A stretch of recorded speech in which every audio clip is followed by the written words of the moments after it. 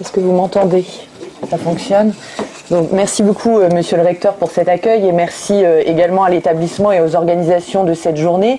Et bien évidemment, merci à vous de venir nombreux pour entendre parler à la fois du harcèlement, mais aussi de thématiques qui lui sont connexes, comme notamment les discriminations ou encore le genre, qui fera l'objet donc d'une seconde intervention. Alors, très rapidement, effectivement, donc je travaille à la DGESCO. Je coordonne plus particulièrement toute la politique de lutte sur le harcèlement en milieu scolaire. Donc que ce soit l'animation du réseau des référents harcèlement qui sont extrêmement importants pour nous, les formations de formateurs que j'assure dans de nombreuses académies, la création des outils, le site internet, la page Facebook, enfin voilà, un petit peu tout ce qui se passe, on va dire, autour du harcèlement.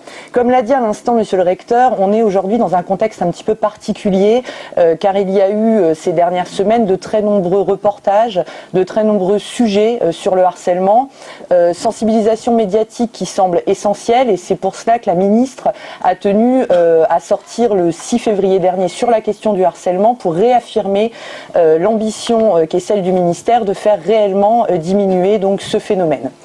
Alors, on a une demi-heure devant nous, donc ça va être relativement rapide. Je vais commencer par une question simple, finalement, pourquoi une politique publique sur le harcèlement en milieu scolaire? Alors, est-ce que vous m'entendez si je me mets comme ça, que je me mets debout? Ça va? Bon, très bien, je serai plus à l'aise. Alors, très rapidement, quelque chose qui peut sembler effectivement anodin, mais le harcèlement n'est pas un phénomène nouveau. On entend très régulièrement que ce phénomène, finalement, qui a été mis en lumière depuis peu de temps, serait lié à des nouveautés, une nouvelle sociabilité chez les jeunes. Vous savez tous, il suffit de vous plonger dans la littérature, le Petit Chose ou d'autres romans qui peuvent exister, que ce phénomène existe depuis des décennies, sauf que jusque maintenant, il était passé, on va dire, sous silence pour différentes raisons que l'on va évoquer. Ce qu'il est certain aussi, c'est que si ce phénomène n'est pas nouveau, en revanche, la France accuse un retard extrêmement important dans la lutte contre le harcèlement, dans sa prévention, la formation ou encore la prise en charge. Globalement, vous avez tout un tas de pays européens et également sur d'autres continents, si on pense aux États-Unis, qui ont démarré cette politique de lutte contre le harcèlement dans les années 80. Suite notamment à des drames, on peut penser à la Norvège qui avait connu en 83 le suicide de 3 jeunes et le suicide de ces jeunes a entraîné une première politique de prévention du harcèlement dans ce pays dès les années 80. Inconvénient de ce retard, vous avez bien évidemment des millions de situations qui n'ont jamais été gérées en France et il y aura tout à l'heure une conférence sur les conséquences du harcèlement, conséquences que des gens continuent à subir aujourd'hui en tant qu'adultes parce que cette situation n'avait jamais été prise en considération. Autre problème également, bien évidemment, nous sommes très en retard au sein de l'éducation nationale pour repérer ce phénomène et savoir correctement donc le prendre en charge. Avantage, entre guillemets, du retard. L'avantage, c'est que nous avons aujourd'hui un recul important sur ce qui fonctionne et ce qui ne fonctionne pas. On va dire que c'est le seul avantage, entre guillemets, d'être aussi en retard. Il y a eu dans le monde plus de 620 programmes de lutte contre le harcèlement, de la prévention jusqu'à la prise en charge. Ils ont tous été analysés. Donc concrètement, aujourd'hui, on sait ce qui fonctionne et ce qu'il faut faire. Et j'y reviendrai donc dans le second temps de la matinée sur les outils et les plans de prévention. Alors, si bien évidemment l'État ne s'est pas préoccupé du harcèlement, on va dire dans des temps plus anciens, des travaux de recherche, et ceux notamment d'Éric Debarbieux, qui dirige la délégation pour laquelle je travaille, ont fait état, bien évidemment, du harcèlement depuis les années 90. Donc c'était quand même un sujet qui était connu, ou en tout cas qui était mis en avant par un certain nombre de scientifiques. Point plus intéressant, même si je ne développerai pas vu que quelqu'un est là pour ça ce matin, depuis les années 2000, on connaît de façon scientifique les conséquences du harcèlement. C'est-à-dire qu'on pouvait dire jusque dans les années 2000, mais finalement, le harcèlement, c'est un phénomène qui a toujours existé, phénomène de sociabilité juvénile, c'est pas si grave, ça nous est tous arrivé, on a survécu, enfin c'était les discours qu'on pouvait entendre et que malheureusement on entend encore beaucoup aujourd'hui. Sauf que depuis les années 2000, les criminologues, comme les psychologues, comme tout un tas d'autres scientifiques ou experts, ont fait état de conséquences, tant sur le court terme, des conséquences scolaires, scolaire immédiate, également sur le moyen et sur le long terme, avec des conséquences qui peuvent être très graves, allant jusqu'à des tentatives de suicide ou des suicides. Ces conséquences sur le court, moyen et long terme font du harcèlement un problème scolaire, un problème sociétal, mais aussi un problème qui est en lien direct avec la santé publique, car quand on a des gens qui sont dans des situations de dépression dont ils ne sortent pas pendant 10, 20 ans, 30 ans, 40 ans, suite à des situations de harcèlement, on touche bien à quelque chose de plus large qu'est la santé publique, et aussi parce qu'on connaît les conséquences pour les auteurs de harcèlement, nous sommes aussi dans le cadre de la prévention de la délinquance, étant donné que des auteurs de harcèlement qui ne seraient pas pris en charge, dont on ne ferait pas changer le comportement, doublent leur risque d'avoir des comportements délinquants, d'être violents au sein de la structure familiale. Et donc on voit bien que quand on lutte contre le harcèlement à l'école, on lutte en réalité pour tout un tas d'autres choses. Un point aussi important à avoir en tête qui explique en partie ce retard français, c'est que nous mesurons aujourd'hui la violence de façon tout à fait différente au ministère. Pendant longtemps, nous n'avons pas mesuré les phénomènes de violence. Il n'y avait aucune mesure statistique de la part du ministère sur les phénomènes de violence. Dans les années 90, vous avez eu l'émergence sur la scène politique et médiatique des phénomènes de violence en milieu scolaire, une violence plutôt vue comme une violence d'intrusion, une violence extérieure qui à l'époque est née aussi dans le sillage de l'éducation prioritaire où donc on considérait que les violences avaient plutôt lieu dans certains établissements et pas dans d'autres. Or, depuis les années 2011, le ministère a ajouté à ces mesures de la violence précédentes qui étaient nées dans les années 2000, comme notamment Signa ou Civis, qui sont donc des logiciels qui permettent de mesurer les faits graves, mais qui mettaient sous silence, qui taisaient finalement tout un tas de violences beaucoup plus discrètes qui concernaient les jeunes. Et ce que le ministère a mis en place, c'est ce qu'on appelle des enquêtes de victimation et de climat scolaire. Ces enquêtes ont un intérêt primordial parce qu'elles interrogent directement les jeunes, les enfants, les élèves, mais aussi les professionnels sur ce qu'ils ont vécu. Quelques questions qui peuvent être posées dans cette enquête. Un tout petit, par exemple, combien de fois t'es-tu fait voler ton goûter? Une fois, deux fois, trois fois. Est-ce que tu as déjà été victime de surnoms méchants? Oui, non. Combien de fois t'a-t-on donné ces surnoms? Une fois, deux fois, trois fois. Est-ce qu'on s'est déjà moqué de toi pour telle ou telle raison? Ce sont des questions ou des violences qui n'apparaissent pas forcément à nos yeux d'adultes, tant qu'on n'a pas mis des mots dessus. Et ces enquêtes de victimation sont celles qui ont permis de faire émerger ce phénomène qui est malheureusement un phénomène silencieux, un phénomène qui repose sur la peur, sur la honte, sur la culpabilité et qui donc est peu visible, qu'est le harcèlement en milieu scolaire. Cette mesure de la violence qui s'est donc modifiée a permis une accélération donc de la prise de conscience autour de ce phénomène en 2011, politique qui avait été initiée à l'époque par Luc Châtel, qui avait lancé une première campagne qui était essentiellement une campagne de sensibilisation et qui avait permis également de mettre en place tout un tas de dispositifs un petit peu d'urgence de prise en charge, les référents harcèlement départementaux académiques, le numéro vert, le site internet et donc une première prise de conscience. 2013-2014, Vincent Payon nous avait demandé donc à notre mission de mettre en place une nouvelle politique de lutte contre le harcèlement et nous avons repris les 4 axes qui ont été énoncés par monsieur le recteur tout à l'heure, à savoir sensibiliser, prévenir, former et prendre en charge de façon à être dans une politique beaucoup plus globale. Et puis, très important, je crois que c'est sur votre programme et qu'on le stipule régulièrement dans cette académie, il est indispensable pour faire en sorte que le harcèlement diminue réellement sur le temps long, de rentrer dans une démarche qu'on appelle globale, systémique, celle qui passe par le climat scolaire et qui permet donc à la fois d'aider des individus en prise avec une situation de harcèlement, mais également de faire bouger tout un tas d'autres lignes. Quelle stratégie d'équipe ? Les élus du CAVL sont là aujourd'hui, donc quel engagement des élèves dans cette lutte contre le harcèlement? La justice scolaire, comment est-ce qu'on punit ou est-ce qu'on sanctionne ces faits de harcèlement pour que ce soit réellement éducatif? Vous avez également la question de la coéducation. Les parents d'élèves sont là aujourd'hui. Sans lien avec les parents, sans travail avec les parents, le harcèlement ne peut pas diminuer. C'est vraiment un travail à faire main dans la main. Et tout ça renvoie donc à cette approche par le climat scolaire sur laquelle je reviendrai cet après-midi. En fin de matinée, pardon. Alors, avant de vous donner la définition, je vous propose qu'on regarde rapidement une vidéo. Alors, je vous prends une vidéo qui a été faite, vous la connaissez peut-être, Patate. Est-ce que vous connaissez Patate? Oui. Alors, je vais passer celle-ci parce qu'elle est relativement explicite sur les questions de harcèlement en milieu scolaire.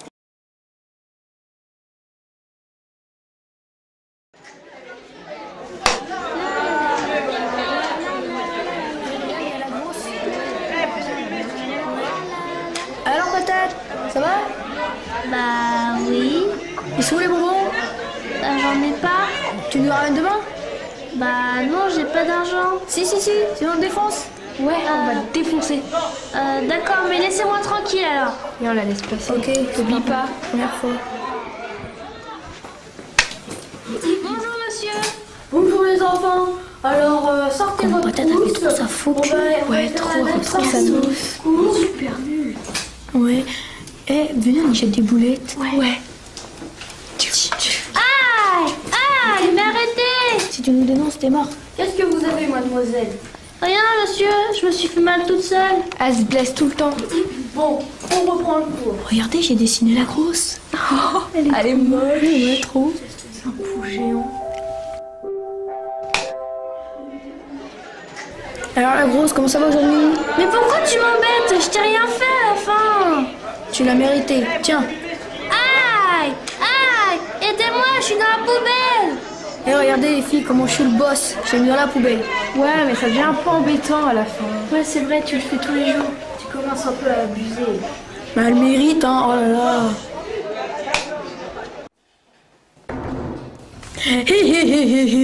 Alors patate, on se cache? On a peur? Mais qu'est-ce que tu fais là? Mais va-t'en, laisse-moi tranquille. Pourquoi? Parce que t'es énervant à la fin. C'est normal, je t'embête. Oh, mais t'es agaçant. Je t'aurai de façon, même si tu te caches. Mais va-t'en. Et les scènes se répètent, se répètent, se répètent.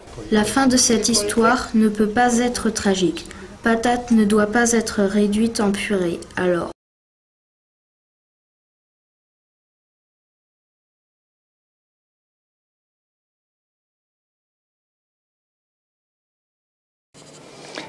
Alors voilà, c'est une vidéo qui est plutôt à destination du primaire, qui avait été réalisée pour des élèves, par des élèves justement de 6e, des élèves qui étaient pour la plupart dans des situations de difficultés scolaires, et certains de ces élèves étaient d'ailleurs auteurs de harcèlement.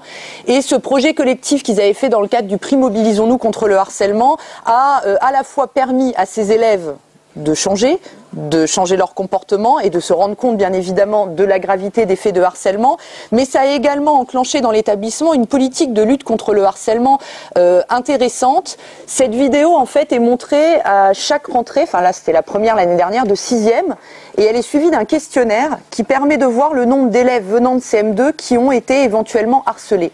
Dans cet établissement, sur 101 6e, 14 étaient en situation de harcèlement en primaire. Et cette politique qui a été engagée via cette vidéo et tout un tas d'autres actions permet comme ça à l'établissement de travailler en amont de façon préventive en arrivant à déceler assez rapidement les élèves qui ont déjà été en fragilité et qui peuvent de nouveau se retrouver dans une situation complexe. Alors, pour revenir sur notre définition du harcèlement, celle-ci c'est la plus connue, c'est celle de Dan Olweus qui explique plusieurs choses. Alors, le harcèlement, déjà, ce qui va le distinguer d'un simple conflit, c'est la notion de répétition. Et c'est ça qu'il faut bien avoir en tête. Ça ne veut pas dire qu'il ne faut pas s'occuper des autres violences qui ne sont pas répétitives. Mais la répétition, le fait d'être insulté, injurié, humilié, frappé, mis à l'écart, systématiquement, pendant plusieurs semaines, va constituer ce qu'on appelle le phénomène de harcèlement. L'autre point qui est important, c'est le rapport de force. Ce rapport de force, il est inégal. Vous avez un élève qui est isolé pour tout un tas de raisons. Soit isolé parce qu'il vient d'arriver dans l'établissement, il est nouveau, soit isolé parce qu'il manque justement d'un groupe d'amis, d'un groupe de pairs qui pourrait lui servir finalement de défense d'une certaine façon, soit parce qu'il est plus petit, par exemple physiquement, face à des gens qui sont plus imposants que lui, soit parce qu'il est plus réservé et donc ne va pas forcément avoir le réflexe de répondre, ce qui ne veut pas dire que c'est de sa faute, attention, simplement voilà, il va être en situation de fragilité à un moment donné, donc il y a également un rapport de force. Et ce harcèlement, vous le voyez, il peut se manifester de façon très différente. Vous avez le harcèlement physique, le plus visible d'une certaine façon, mais qui n'est pas toujours celui qui fait le plus mal, on va dire, aux victimes, et celui qui a le plus de conséquences. Beaucoup de victimes, d'ailleurs que ce soit des victimes, des femmes de violences par exemple conjugales ou des victimes de harcèlement, expliquent bien que ce qui a été terrible pour eux, c'est le dénigrement psychologique auxquels ils étaient soumis, victimes, par des brimades constantes, des moqueries, le fait de se faire voler ses affaires, de se les faire dégrader systématiquement, le fait par exemple d'être mis à l'écart, extrêmement douloureux quand on est adolescent, d'être mis à l'écart et de n'avoir personne à qui parler. À un moment où votre groupe est ce qu'il y a de plus important pour vous, à un moment où vous êtes en train de rompre avec justement les normes adultes, ce qui est le processus normal de l'adolescence, le fait de vous retrouver seul est quelque chose d'extrêmement violent. Ces élèves seuls, on dit souvent qu'on ne les voit pas. Or, on sait qui ils sont. L'élève qui va au CDI tous les jours, mais qui n'y va pas que par bonheur d'aller au CDI. L'élève, comme dans ce clip, qui s'est caché dans les toilettes parce que justement, il évite d'être dans la cour de récréation. L'élève, quand il est un peu plus jeune, qui passe comme ça devant la vie scolaire, comme un espèce d'appel à l'aide, mais sans forcément le verbaliser. L'élève avec qui on va refuser systématiquement de faire un exposé en classe. Celui avec qui on va refuser systématiquement de se mettre en équipe quand on fait de l'EPS. Donc ces élèves-là, isolés, on dit qu'on a du mal à les repérer. C'est vrai que quand on n'est pas formé, c'est compliqué, mais en réalité, si on y prête un peu attention, on peut les voir. Et puis, je l'ai dit enfin non, je ne l'ai pas encore dit, ce harcèlement peut aussi prendre d'autres formes que l'on connaît, comme par exemple le harcèlement sexuel. Pour ceux qui sont en lycée ici, sachez que le harcèlement en lycée diminue. Par contre, les cas de harcèlement que vous allez rencontrer vont être généralement très enquistés, donc déjà relativement anciens, et qu'ils peuvent, quand on est en première, en terminale, prendre des formes qui se rapprochent davantage du harcèlement que nous, on peut connaître en tant qu'adultes, au travail, ou encore le harcèlement sexuel, c'est-à-dire une relation beaucoup plus duelle d'une personne à une autre. Les chiffres, monsieur le recteur les a dit, donc je ne vais pas m'attarder dessus. Il y a eu beaucoup de chiffres dans les médias de 1,2 million d'élèves harcelés. On n'est pas là pour une bataille de chiffres. Le 1,2 million, il est erroné parce qu'ils sont partis d'une étude collège, ils l'ont généralisé à 12 millions d'élèves et ils ont dit ça fait 1,2 million. Je dirais peu importe, c'est des centaines de milliers d'élèves qui sont concernés, mais l'exercice nous a obligés, des 1,2 million, à faire un petit calcul en partant des chiffres. Donc en primaire, 12% d'élèves sont victimes de harcèlement modéré, c'est-à-dire du harcèlement qui est répété, mais qui peut connaître des phases d'interruption ou qui ne prend pas en considération tous les types de harcèlement évoqués tout à l'heure. Le harcèlement sévère, là, c'est les élèves qui vraiment se font à la fois insulter, frapper physiquement, mettre à l'écart et qui sont vraiment en grand danger. Donc 5% des élèves de cycle 3. Collège, 10% modéré, 7% sévère à très sévère. Et lycée, ça diminue très fortement. Lycée professionnel, ça reste quand même plus important qu'ailleurs. On est à 6,8 en lycée professionnel et ça diminue ailleurs. Et on passe à 1,3% de sévère à très sévère. Ça rejoint sur le lycée toutes les études internationales qui montrent, c'est lié aussi à la maturité des élèves, au fait qu'on se détache du groupe, qu'on sait davantage dire non, qu'on est moins suiveur parce qu'on devient adulte, enfin les jeunes du CAVL le savent bien, et que donc on se détache progressivement. Mais le phénomène, encore très présent en seconde, bien évidemment, et je l'ai dit, en première terminale, il peut prendre des formes tout à fait autres, type harcèlement sexuel, de façon assez importante et grave. Alors, le processus de harcèlement, je vais auparavant, voilà, comme il faut aller assez vite, rappeler que ce processus s'inscrit dans ce qu'on appelle une relation triangulaire. Alors, quand je parle de relation triangulaire, c'est pas au sens psychologique du terme, lacanien du terme, j'en parle dans un sens juridique. C'est-à-dire que vous avez d'un côté une victime, de l'autre un ou des auteurs. Alors moi, je dis toujours auteur, parce que harceleur, bourreau, c'est quand même enfermer le jeune dans une seule image, dans un seul statut qui serait d'être un harceleur ou un auteur. La même chose, et là je le dis aussi pour les gens du CAVL présents, quand on dit victime, c'est victime de faits de harcèlement. Chez les jeunes, le mot victime, il peut avoir tout un autre sens. Quand on dit t'as une tête de victime, j'ai de victimé, ce genre d'expressions qui sont très péjoratives chez les jeunes. Donc le statut de victime n'a rien d'envieux ni d'enviable. Donc on est bien victime de faits de harcèlement et ça c'est important aussi pour la reconstruction de la personne qui a été victime. L'auteur c'est la même chose et ensuite on a les témoins qui peuvent être de 3 ordres. Et j'insiste sur les témoins parce que c'est avec eux que vous arriverez à faire bouger les choses sur le plan préventif. Le harcèlement, et là les pédopsies parlent plutôt de spectateurs, a lieu s'il y a finalement justement des spectateurs, des témoins pour jouer le jeu de ce harcèlement, pour renforcer l'estime de l'auteur qui en a besoin, parce qu'il ne fait pas ça pour rien, il fait ça parce qu'il a un besoin de reconnaissance aussi, parce qu'il a besoin d'être le leader, parce qu'il a besoin de savoir que ça fait rire et que comme ça il a le dessus finalement sur les autres dans le groupe, pour tout un tas de raisons. Et donc si vos témoins, au lieu de suivre, ou au lieu de ne rien dire par peur, on ne va pas leur jeter la pierre, ça peut se comprendre aussi de ne pas avoir envie à son tour de se faire harceler.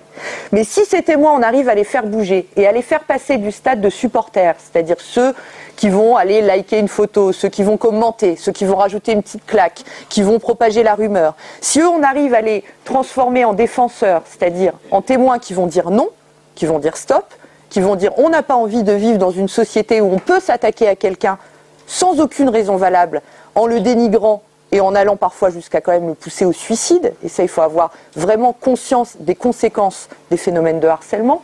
Si ces témoins on arrive à les faire bouger, concrètement votre harcèlement diminuera. Ça c'est pour la partie préventive. Pour les auteurs et pour les victimes, là c'est autre chose, c'est de la prise en charge et on reviendra dessus tout à l'heure, c'est plus complexe. Le processus il est relativement connu. Première chose, et il faut l'avoir en tête, le harcèlement, par essence, fonctionne sur la loi du silence, sur l'omerta, sur le fait de ne pas en parler. Quand on est victime, on n'en parle pas pour plein de raisons. Parce qu'on peut se sentir coupable de ne pas avoir su répondre, de ne pas avoir su réagir, parce qu'on peut se sentir honteux à cause de ça, parce qu'on peut progressivement croire que ce que nous disent les autres, finalement, c'est peut-être vrai.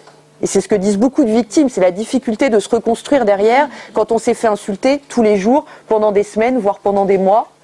C'est aussi la peur de comment les adultes vont réagir.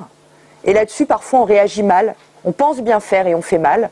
On peut faire mal côté parent et on peut faire mal côté professionnel. Côté parent, parce qu'on veut faire à la place de son enfant, alors qu'il faut faire avec son enfant. Parce qu'il faut l'écouter lui et savoir comment il a envie que la situation se règle une fois qu'il nous en a parlé. Parce que souvent, ils ont peur que ça augmente le conflit, que les parents arrivent dans l'école, qu'on prévienne tout le monde, mais que derrière, ce soit pire pour eux, que ça recommence d'une façon plus insidieuse. Et puis nous, professionnels, parfois on veut bien faire, un élève vient nous dire « je suis harcelé » et puis on va sermonner la classe, ce qui peut sembler être une bonne chose, sauf que si c'est pas correctement pensé, si on ne l'a pas bien amené, si on ne l'a pas réfléchi en équipe, ça peut malheureusement être contre-productif. Donc il faut faire attention à ça. Le mieux pour que la loi du silence soit brisée, c'est que les élèves sachent pertinemment qu'ils ont un lieu où ils peuvent être écoutés. On a des professionnels dédiés à ça. C'est très climat scolaire, c'est une sonnerie très agréable, vous voyez, ça fait partie des signaux importants. Mais donc, il y a les infirmières scolaires, je dis au féminin, elles m'excuseront si elles sont présentes, mais c'est beaucoup de femmes, les assistants sociaux, assistantes sociales, les CPE qui sont davantage formés, les psychologues scolaires, médecins scolaires, enfin, on a des personnels davantage formés à l'écoute, mais c'est dans l'ensemble, c'est avec l'ensemble de l'équipe qu'on peut mettre en place un climat propice à l'écoute qui va faire que les jeunes vont oser en parler.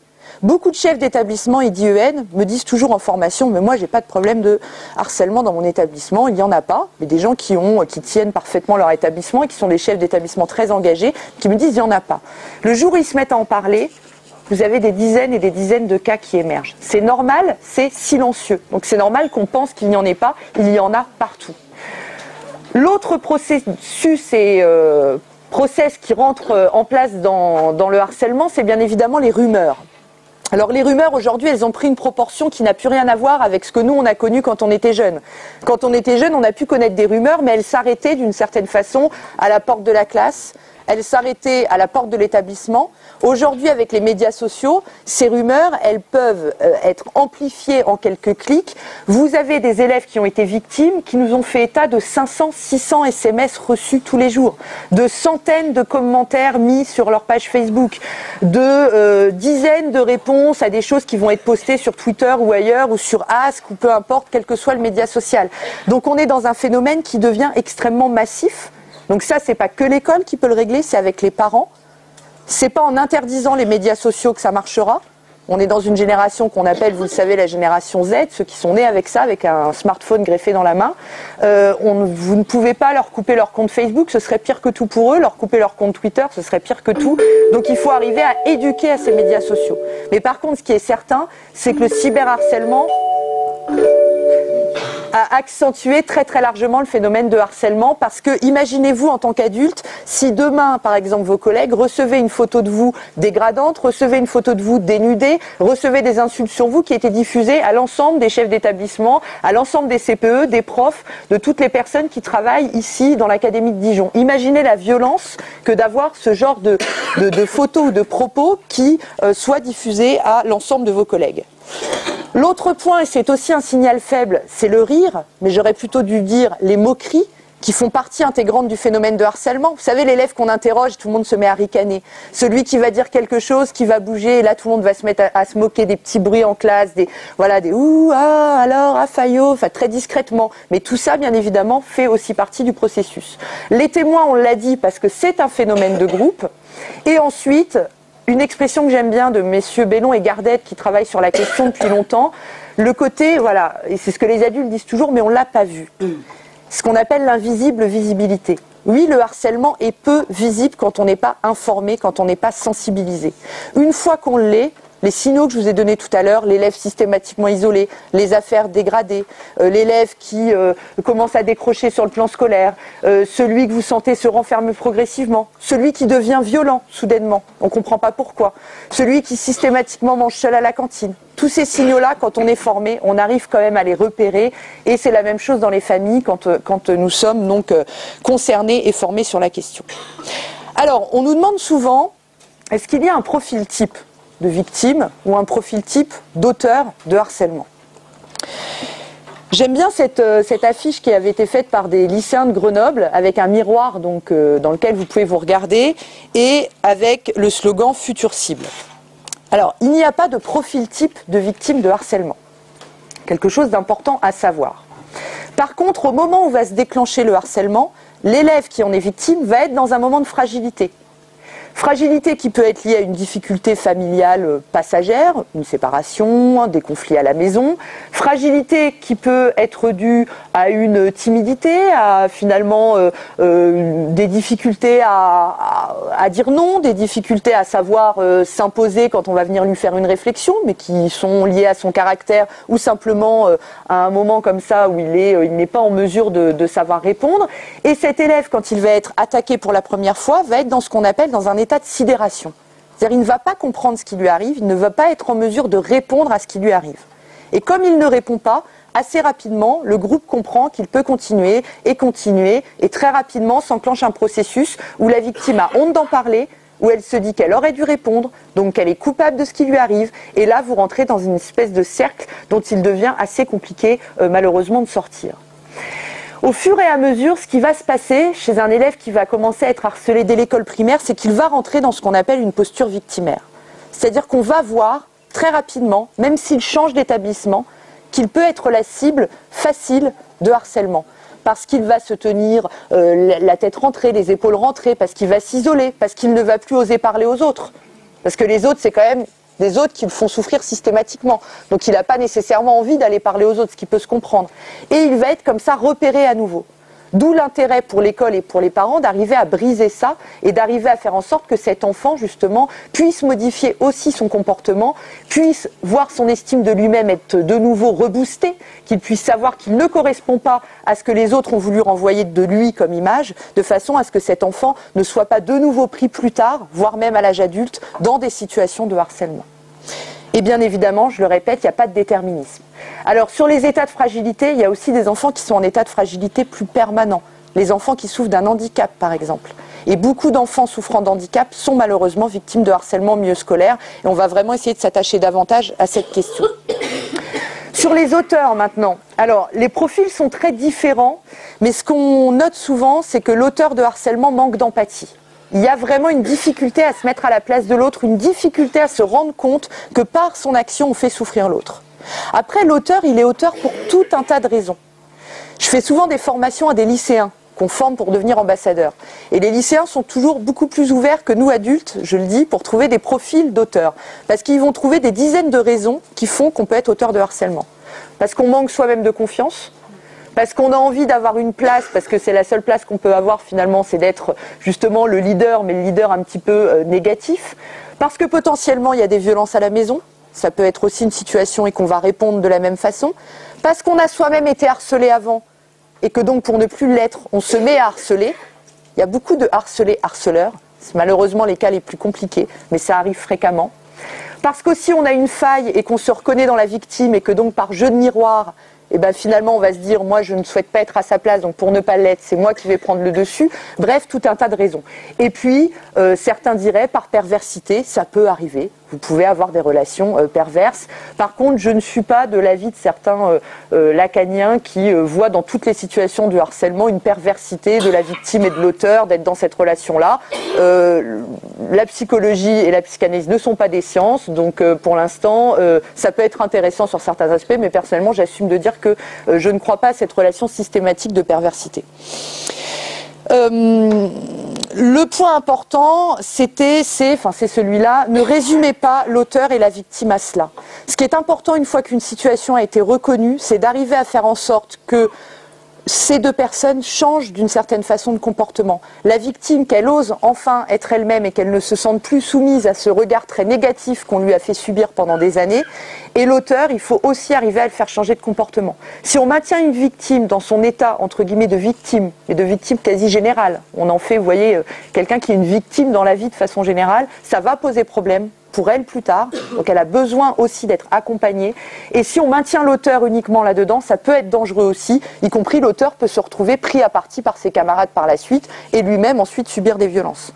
Donc il faut sanctionner certes, mais sanctionner pour faire changer. C'est le rôle de l'école. Alors, j'aime bien cette affiche, et j'ai bientôt fini, je ne sais plus jusqu'à quelle heure j'ai, 10h15, 10h30 20 ? Ouais, c'est bon 20, d'accord. Alors, sur l'oppression conformiste, j'insiste là-dessus parce qu'on va rejoindre justement l'idée qu'il n'y a pas de profil type, notamment de victime. Ici, vous avez une affiche pareille, faite par des petits sixièmes. Moi, je la trouve très bien faite. Trop gros, trop intello, trop électrique, trop grand, trop petit, trop vert, trop quelque chose. Ça rejoint parfaitement l'autre thématique de la journée qui est celle des discriminations. Et les deux sont très liés. L'oppression conformiste, c'est l'expression qu'a choisie Éric de Barbieux pour parler de l'oppression justement des normes dans lesquelles nous vivons. Alors les normes sociétales, les normes que chaque groupe va justement mettre en place, et ces normes vont varier d'un groupe à un autre. Je vous donne deux exemples caricaturaux volontairement.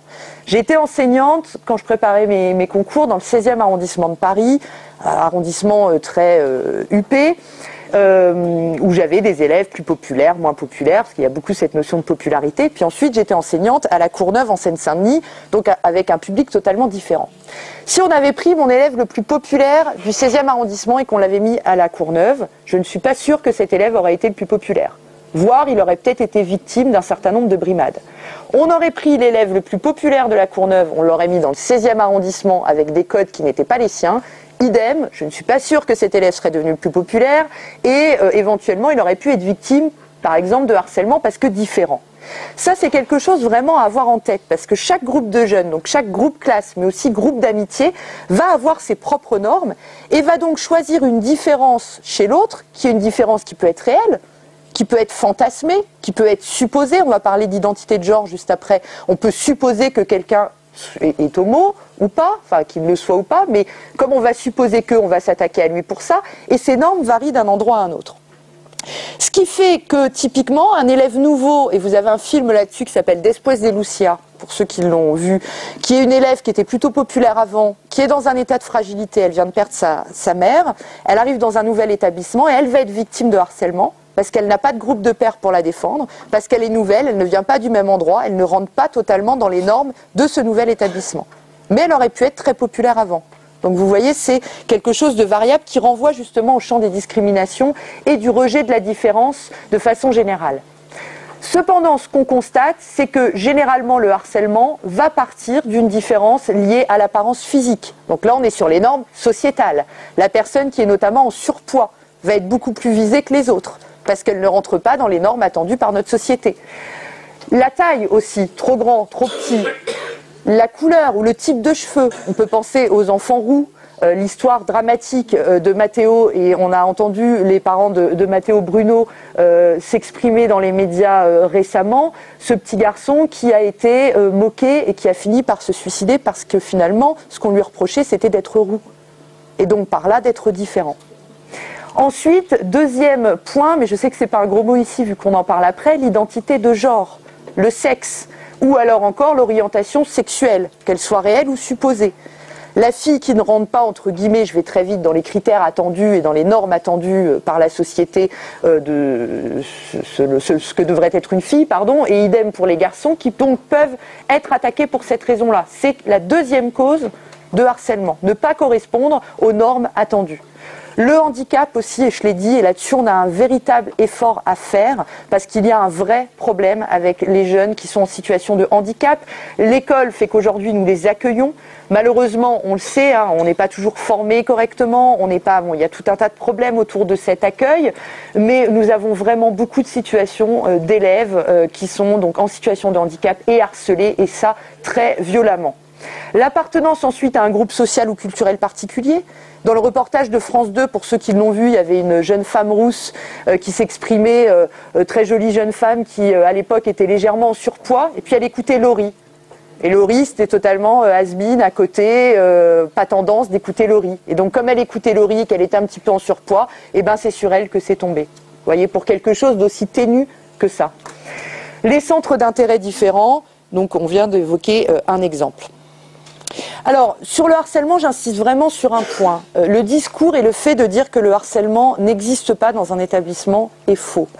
Ce n'est pas possible que le harcèlement n'existe pas. Même si vous menez la plus belle politique préventive du monde, il y aura toujours quelques pourcents d'élèves harcelés. Les pays comme la Finlande, qui ont mené une politique pendant 10 ans, ont réussi à faire passer de 10 à 3%. Mais il y aura toujours quelques pourcents. Pourquoi ? Parce que c'est aussi un phénomène beaucoup plus archaïque.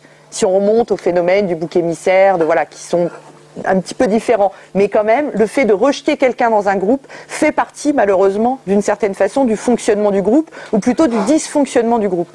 Nous, école, nous sommes là à la fois pour permettre à des citoyens de le devenir, et on est là aussi, on est quand même le dernier rempart de la vie collective. Il n'y a plus aucun autre endroit où toute la population va être mélangée, à part dans le milieu scolaire. Ça revient donc à l'école, en lien avec les parents, de savoir faire en sorte qu'un groupe devienne groupe. Un groupe classe n'est pas un groupe parce qu'il est mis dans la même classe. La culture du groupe, la cohésion du groupe, ça se construit. Le harcèlement traduit un dysfonctionnement du groupe, et c'est en ça aussi que ça nous concerne directement. Je finirai très rapidement sur les cyberviolences. Vous avez ici les différentes formes d'agression sur Internet. Les jeunes les connaissent très bien. Vous faites une séance avec des élèves sur le cyberharcèlement. Ils vous donneront tout ce qui peut exister en cyberviolence, cyberharcèlement. C'est leur univers au quotidien. Moquerie en ligne, propagation de rumeurs, envoi de photographies. Alors ça, en lycée, ça devient en femme collège très problématique. Sexuellement explicite ou humiliante.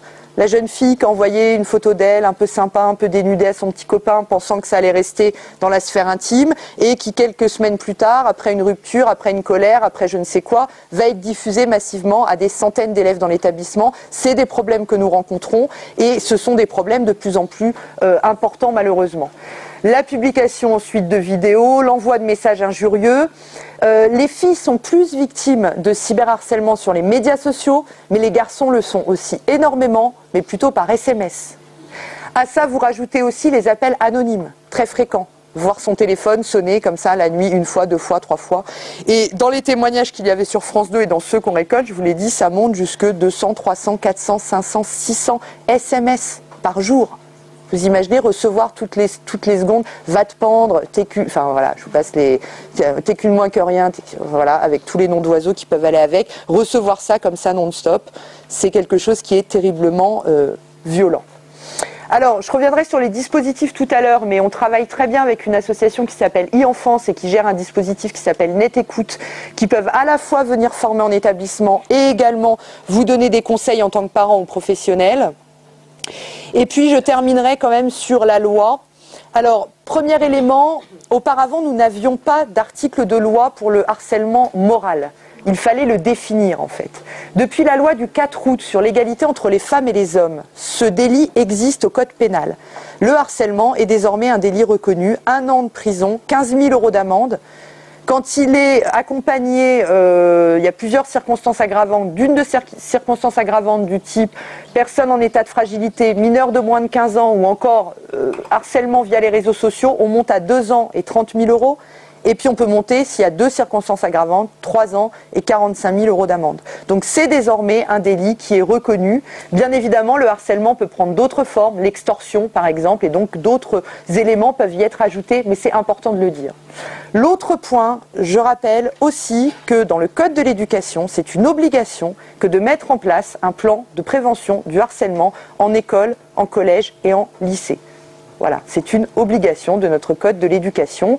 Dans le second degré, il est censé être fait dans le cadre du plan prévention-violence, qui n'est pas toujours fait, qui lui-même est censé être rédigé dans les comités d'éducation à la santé et à la citoyenneté, qui souvent existent, mais parfois ne sont pas toujours utilisés au maximum, on va dire, de leur potentialité.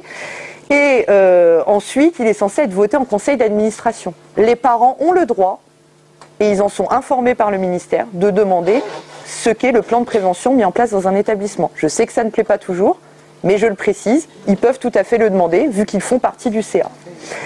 L'arrêté du 1er juillet 2013, je le précise aussi, dit que tous les personnels d'éducation doivent contribuer à assurer le bien-être, la sécurité, la sûreté des élèves. Ce n'est pas une question de vie scolaire, ce n'est pas une question de personnel médico-sociaux, ça concerne tout le monde. On ne va pas demander à un enseignant, j'étais enseignante d'histoire géo, on n'allait pas me demander à moi de prendre en charge une situation de harcèlement. Par contre, le rôle de l'enseignant, c'est de repérer ces signaux faibles et de savoir comment agir après en équipe, à qui je vais en parler, comment on croise les regards et comment on agit ensemble.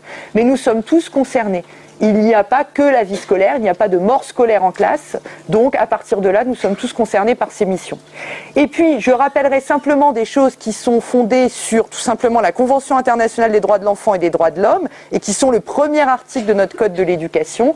Nous devons veiller à l'inclusion scolaire de tous les enfants et faire acquérir à tous les élèves le respect de l'égale dignité des êtres humains. Ça fait partie de nos missions. Le harcèlement va à l'encontre de l'ensemble des valeurs de la République. Il y a vraiment un lien important à faire entre ce qu'a prononcé la ministre sur les 11 mesures en lien avec la laïcité et les valeurs de la République et le harcèlement. On est exactement dans la même dynamique, dans la même logique par le climat scolaire, d'arriver finalement aussi à faire changer le regard sur les enfants, à être dans une écoute qui est plus importante. L'objectif de tout ça étant bien évidemment ensuite de favoriser les apprentissages. Les deux ne sont pas antinomiques, ne sont pas antagonistes. Veiller au bien-être des élèves et des professionnels permet ensuite d'avoir bien évidemment de meilleurs résultats scolaires. Le lien est prouvé par toute la recherche. Donc le harcèlement pour les victimes, pour les auteurs, pour que les choses changent, pour les familles également, mais le harcèlement également peut permettre de changer la façon d'appréhender un certain nombre de choses dans l'établissement, et ça on en parlera tout à l'heure.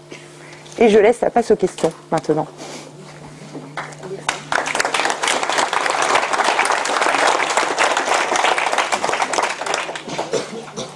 Éventuellement, on peut garder 5 minutes. Est-ce que vous avez des questions, des demandes de précision, des réactions?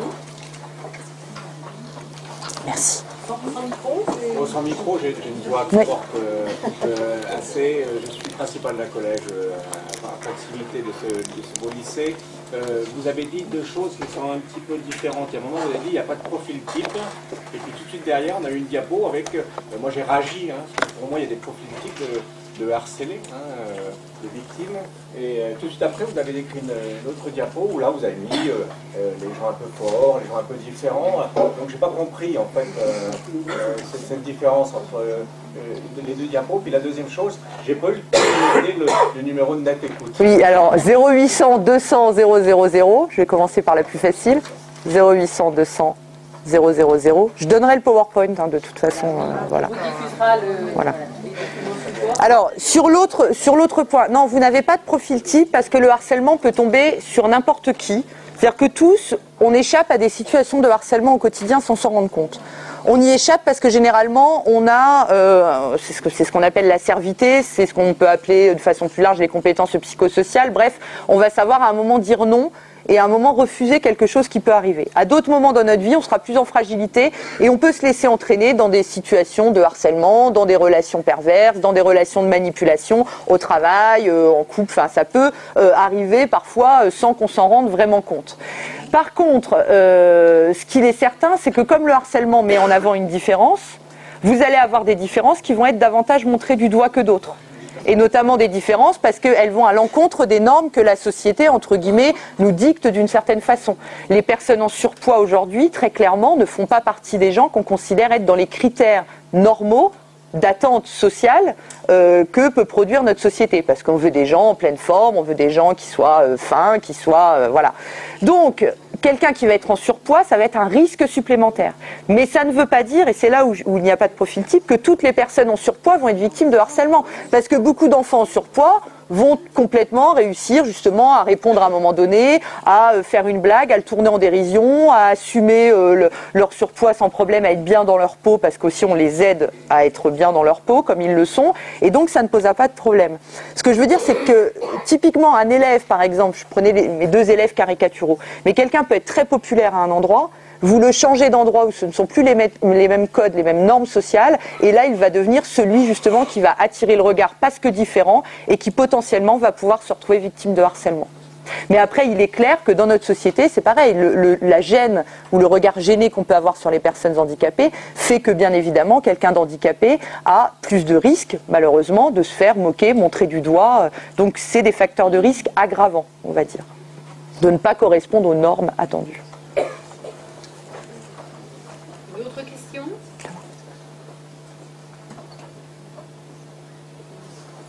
Si vous avez parlé à un moment donné donc, de la classe qui, c'était pas parce qu'il y avait une classe, voilà, c'était pas vraiment un groupe de cohésion, c'est parce qu'on avait mis des enfants ensemble dans la même classe.